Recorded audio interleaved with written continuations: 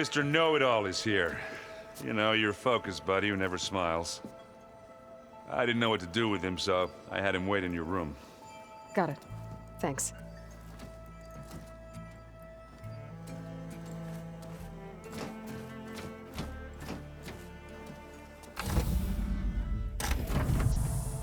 Well, Sylens. Looks like you finally found a door you could open without me. I'm glad it's there, actually. It kept me from having to mingle with the company you keep. But enough prattle. I believe you owe me an explanation. Your plans for the Zenith base? You're right. I do owe you. My spear in your throat for deceiving me again. At the Hades Proving Lab. I doubt you asked me here for that kind of reckoning. No. Right now, I need your help. So I'm giving you one final chance. But if you ever betray me again, I will kill you no matter what the circumstance. Understood? Very well. Though we'll both face a decidedly short future if you can't get us inside that base. Aloy, your other guest is here. She's, coming to you. Thanks. Good timing. The truth is, I can't actually get us into the base. But she can. The company you keep is even worse than I thought. Not a fan of surprises, are you? Oh, look. That must be your little invention. Does the weapon work? Without self-destructing? Of course it does. I've eliminated the imperfections and greatly improved its design and output. How can we be sure? Care for a demonstration? Enough, both of you. We're in this together, at least for now. Go talk to Erend. Tell him I said to give you rooms of your own. I'll come see you when I get a chance.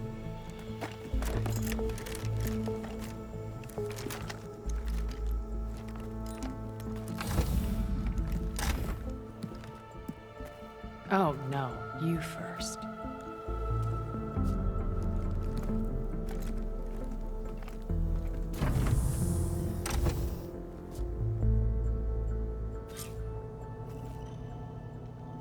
Better get everyone in the control room, so Tilda can tell us what she knows about the Zenith base.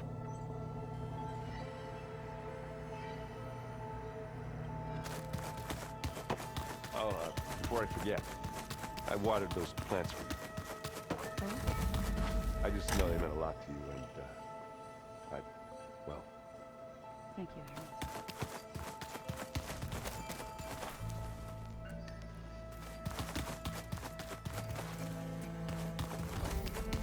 There you are.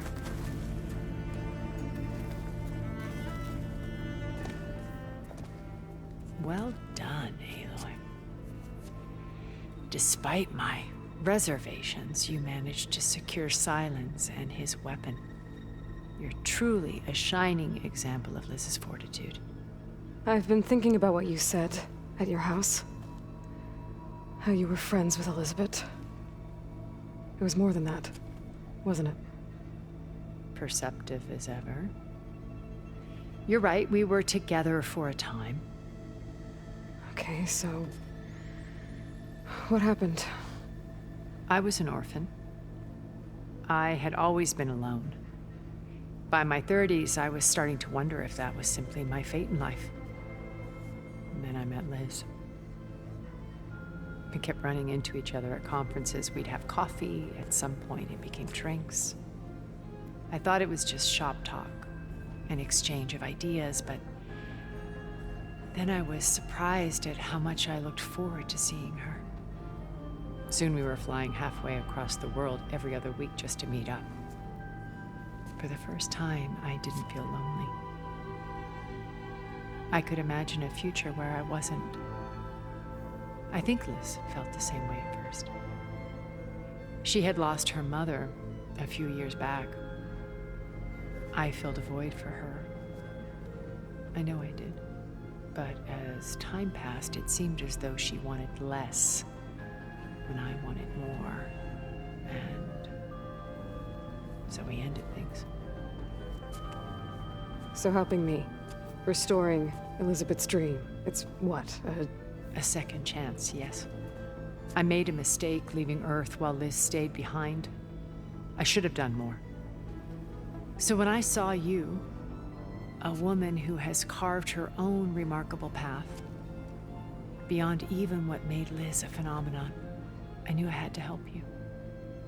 To do right by her.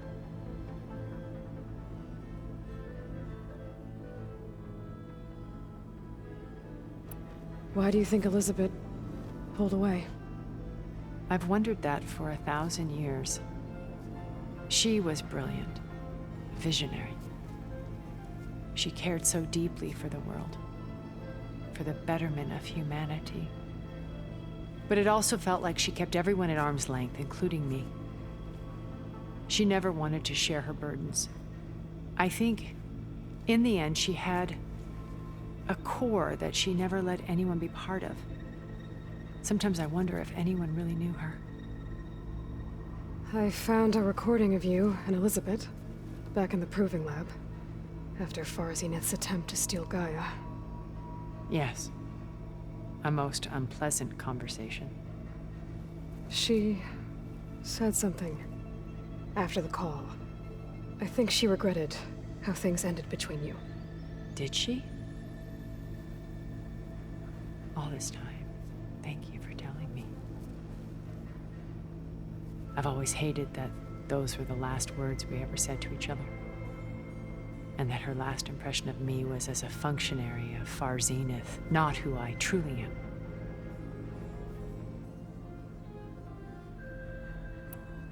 Why did you make the data channel look like your house?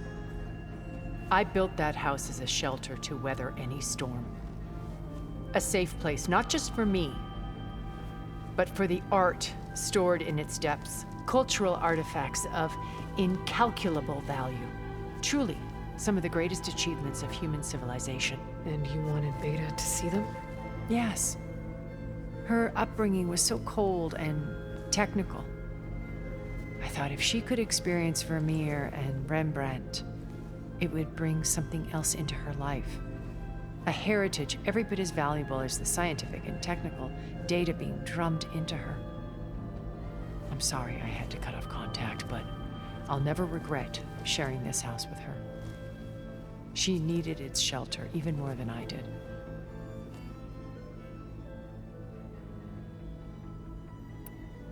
When it's time to break into the Zenith base, what can we expect? I'll go over the full layout once you've assembled your friends. Suffice it to say, we will need to push as fast as possible to Beta and Gaia's location, dealing with heavy resistance along the way. There are also printing facilities where the others have been amassing the natural resources they've stripped from the region. What for? First for use in the base's infrastructure, and then to fabricate more Spectre drones, a small army of them. When I was out in the wilds, I saw a shuttle take off from the island, heading for space. It was likely ferrying materials to and from our ship in orbit. After hundreds of years luxuriating in our digital comforts, the ship was barely space-worthy when we made our escape. Disaster can strike at any moment. We've learned our lesson.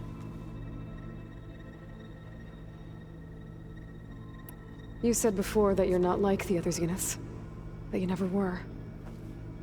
But you went along with all of their plans. Out of necessity. I'm not proud of it. But complicity became a means of survival, both when Earth was consumed and when the colony on Sirius was destroyed. I did what I had to. But I resolved to remain one step ahead of the others, to try to undo what damage I could. Hence the data channel with Beta. The secret passage into their base and the little trick I pulled to save you.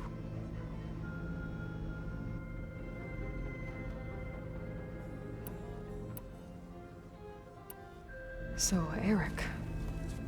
Was he always a bloodthirsty psychopath? I believe he got worse over time. On Earth, he was the founder of a profitable private military company. A band of cutthroats, in other words.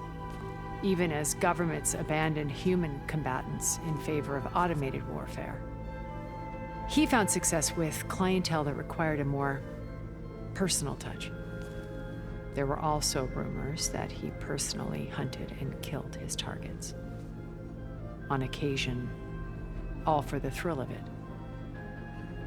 But on Sirius, he retreated to virtual reality simulations. In them, he could go on rampages as violent as he pleased, though I suspect with diminishing satisfaction. All of his tribe believes he was one of the greatest people from the old world. Then they would be quite disappointed to meet him, though I'm sure he'd bask in the adoration. What can you tell me about Gerard? He was the head of the world's largest financial conglomerate, and as such had dealings with almost every major corporation. It made him one of the wealthiest people on Earth, and certainly the wealthiest among Far Zenith. What does one person do with that much money? Buy more power, more influence. Gerard's always believed himself to be a refined patrician, able to maintain control with a polished smile. But beneath that exterior is a cold and calculating operator. It was his decision to restrict Beta's upbringing to her digital educators, the avatars of the Apollo database, while we were painted as her benefactors. Well, we'll deal with him soon enough. And the others. I would very much like to see his face when he realizes we've beaten him. When I was in the ruins of Vegas, I found data on a man named Stanley Chen. I think he was a Zenith. Stanley, ever the optimist. He was one of the good ones. When we established our colony, he built an exact replica of Las Vegas in virtual reality. Lights, shows, gambling, every detail perfectly recreated. And while others cloistered themselves in their own fantasies, he flung his doors wide to everyone. The way you're talking about him, I'm guessing he didn't make it back to Earth? No, he perished when our colony was destroyed. He would have been thrilled to discover that part of his beloved city survived. When Beta escaped and hid in an ancient research facility, I saw another one of the Zeniths, Verbena. Who was she? A dull star amidst a sea of brighter constellations. Unlike most of Far Zenith's members who amassed their wealth through shrewd business deals and technological achievements, Verbena inherited her billions. Her father had achieved great success in the luxury holotourism industry. At age 24, she became the world's most eligible bachelorette, branding herself a life designer. Someone who leverages their fame to influence the choice of others. What, like a cult? In a way, yes. Well, she must have done something right to have survived this long. She was her own brand of ruthless. That much is true. But even rats can cling to a vessel for escape. Okay, so I've had run-ins with a handful of Zeniths. What about the rest? An array of the wealthiest people on Earth. Titans of their industries. And let me guess, all selfish and ruthless to the core? Most, but not all. There were a few with whom I got along. Annika Murjani, for instance, was always delightful. She founded the HoloNet's most successful dance channel and was herself mesmerizing to watch. And I had fascinating discussions with Song Jiao about her work in cellular biology. Our immortality treatments are due in part to her achievements.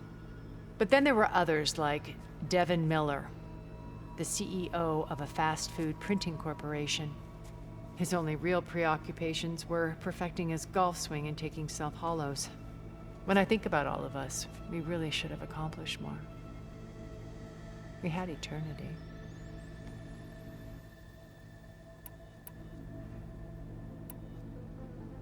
Have you figured out how Sylens' weapon works? No, and he's been very careful not to allow me near it. I'll admit it bothers me, but regardless of how it functions, I am confident it will deactivate the other shields en masse.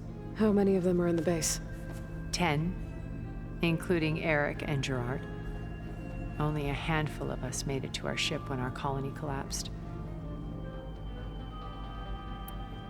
Okay. I'll let you know when it's time. I'll be here until then.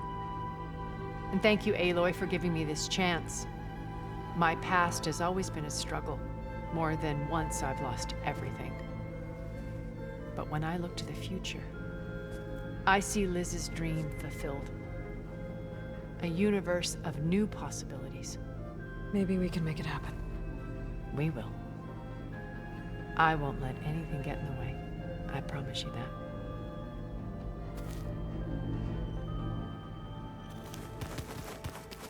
Did you see Katala's new arm? I never thought I'd see metal down to flesh. Yeah, he seems happy with it. Probably because he could crush me like a grape. Did you need something? Bravo. You managed to sway a Zenith to your side. Care to explain? Not a chance. I thought you said the weapon was ready. There's always room to optimize. But that's not why you're here. I assume you want to comprehend my undertakings. So, ask away. Since when were you so forthcoming? Since you turned this into a waiting game. And as it seems you have found modest success, perhaps I'm willing to be generous.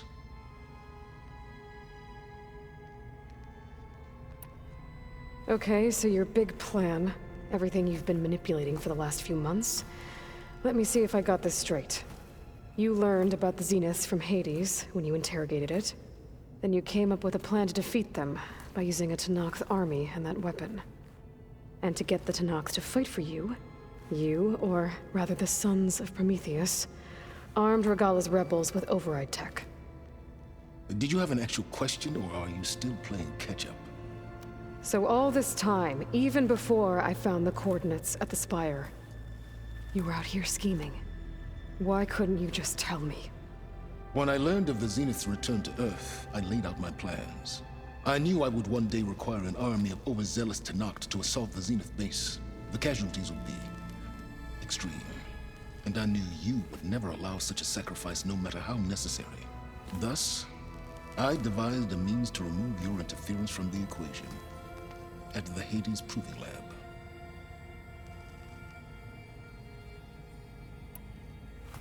You wanted me to surrender to the Zenith at the Hades Proving Lab. They almost killed me. Based on everything I knew about them, I concluded they would find you a useful asset, thereby keeping you out of harm's way and, more importantly, out of my way. So you really didn't know they had their own clone of Elizabeth? No. Unfortunately, there was no way I could have known that particular detail. Detail? Well, I guess if it wasn't for that, we wouldn't be here today.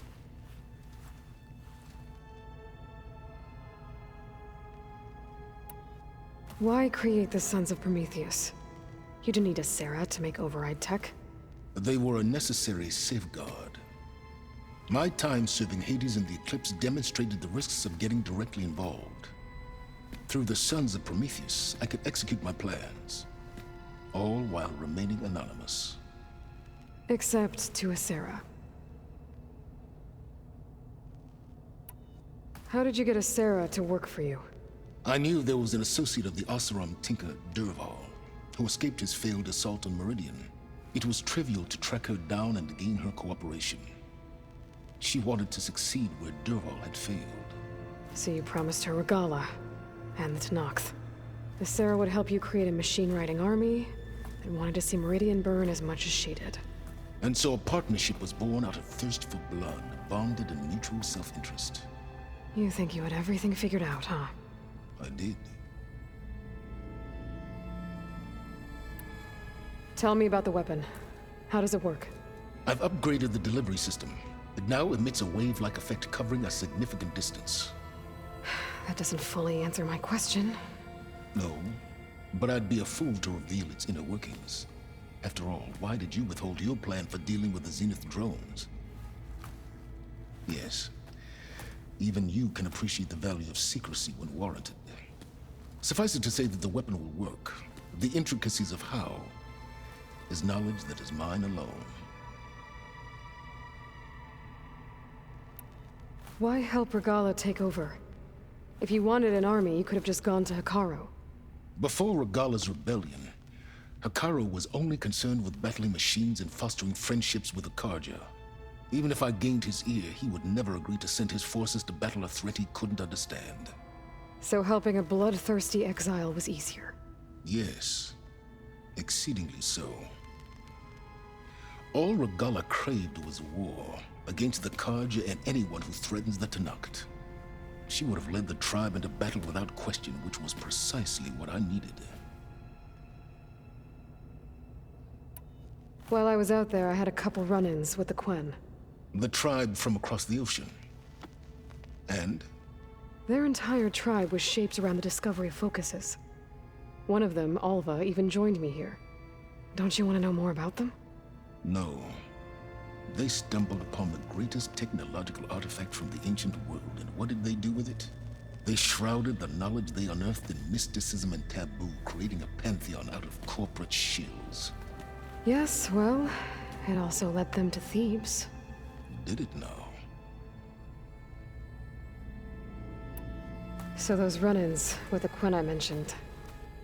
On one of them I teamed up with their expedition to search Thebes. We found Pharaoh at the end. You must have needed Omega clearance. So, what was it like? Worse than you can imagine. He single-handedly wiped out collective human knowledge. I'm sure it was still less than he deserved. Let me guess.